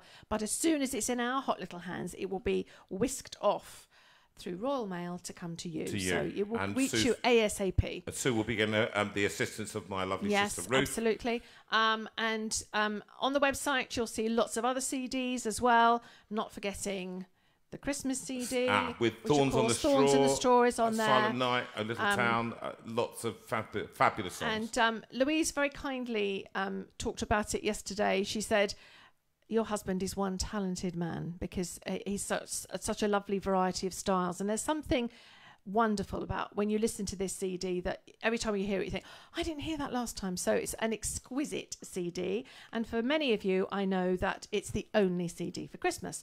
And those of you who enjoyed some of the songs tonight, It Is Well was a lot of them. King of My Heart, You Have Got a Friend, of course. And there was one other, I can't remember which one it was now. But anyway, that's a very popular one. And How Sweet It Is on this one, Travelling Songs. But on the website, you can listen to them. Books. Don't forget books. Don't forget books. What's the deal, Sue? What's the deal for Christmas now? The deal for Christmas is if you buy 3 items or more, I will pop in a free gift into your envelope. So you will get any 3 and you will get a free gift. All right. So that's the deal for Christmas. Yes, thank you to so many of you who have given very generously. We are overwhelmed and very grateful. Particularly this week. Yes, particularly this week. And thank you for those of you who've also underlined the fact that you've given without coercion. So we're very grateful and for that. And by the way, we haven't heard, of course haven't heard any more from that person. And we, as Jonathan said, we will be giving away 25% of everything that we're given to people who are really struggling. This tsunami, as Colin said last week, this tsunami of need is on its way, and we want to be anticipating that and helping people before it gets too difficult for them. You've got a friend fund. Hence the You've Got a Friend fund. So that's coming, and we're trying to work out a way, if you want to give for Christmas. Sorry, Sue, what? If you would like to give to us, you can come on to the sue@jonathanvera.com and I can give you the bank details, or you can put it into the PayPal address. I'm sorry, Rachel, I'm confusing you by jumping backwards and forwards, but we're trying to get it all done here.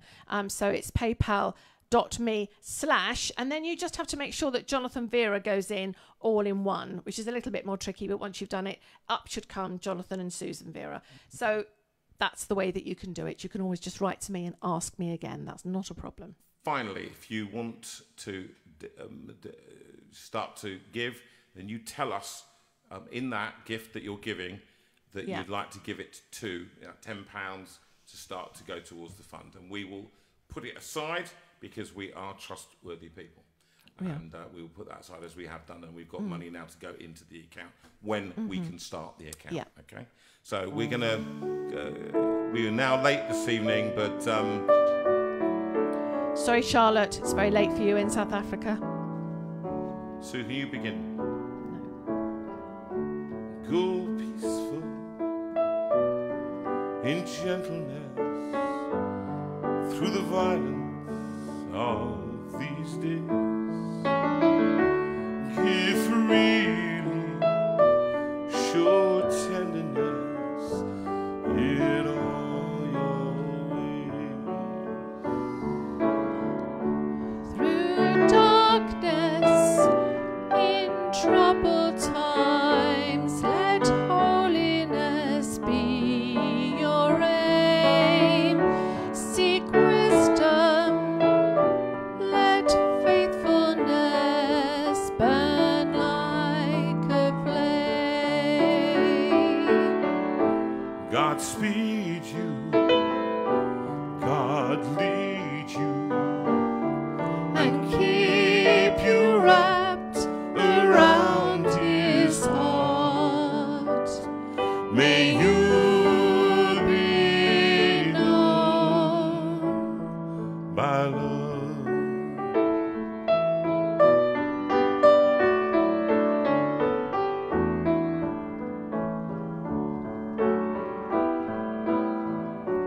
Be righteous, speak truthfully in a world of greed and lies. Show kindness, see everyone through heaven's eyes. God hold you, enfold you, and keep you Wrapped around his heart, May you be known. by love.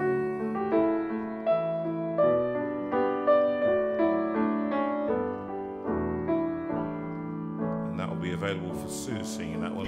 A Star Is Born on the new album, the Lockdown. Yeah, Tommy Tuna. The Lord bless you and keep you. The Lord make his face to shine on you. The Lord bless you and keep you and give you his peace. The Lord bless you and keep you. The Lord make his face to shine on you. The Lord bless you and keep you and give you his peace and give you his peace.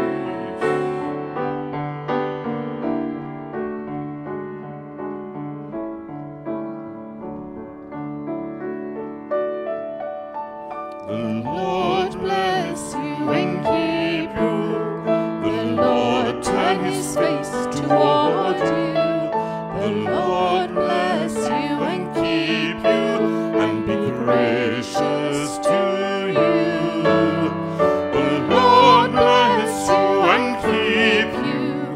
The Lord turn his face toward you. The Lord bless you and keep you and be gracious to you. And be gracious to you.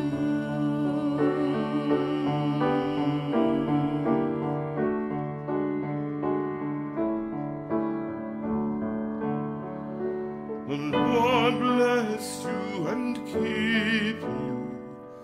The Lord make his face to shine on you. The Lord bless you and keep you and give you his peace and give you his peace.